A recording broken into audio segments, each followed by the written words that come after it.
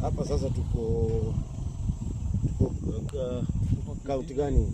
Hii ni Tana River County. Tana River County. Ya sub county ya Tana Delta. Tana Delta sub county. Ya hapa tuko mbali na Garsen, kijiji chenyewe kinaitwa Dida Ade. Dida Ade. Hii kijiji ndio Dida Ade. Na Kibusu. Ya hapa mbele kuna stage inaitwa Kibusu. Kibusu. Sasa hapa ndio kulikuwa kwa Mungatana ama? Mungatana si mbali, Garsen hapa mbele. Garsen sasa huko ni. Hii pia bado ni hii county ni kubwa. Ni kubwa sana. Ni kubwa sana.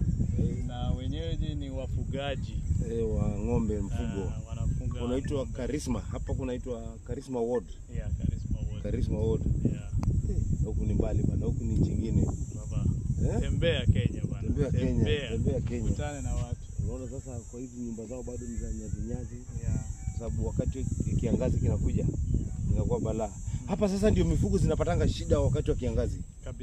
Kabisa. Hapa ndo shida. Unapata mtu amefuga ng'ombe kama ngapi? Unaweza pata mtu labda amefunga 500, 600, 700. Alafu kiangazi kija bahati mbaya yani inaweza enda kwa sababu inasafisha zote. Hapa watu wakifuga mifugo hawaoni tu kama business, lakini wanaona kama ni heritage yao.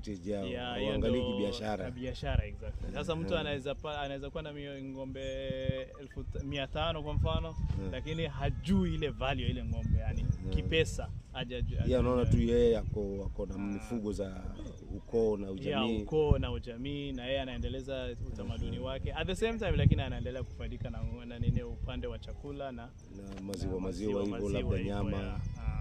So hapa hakuna yani agribusiness na ile. Na kwa hivyo hapa sasa watu wakielimishwa mambo ya kuweza kuweka chakula ile inaitwa hiyo hay.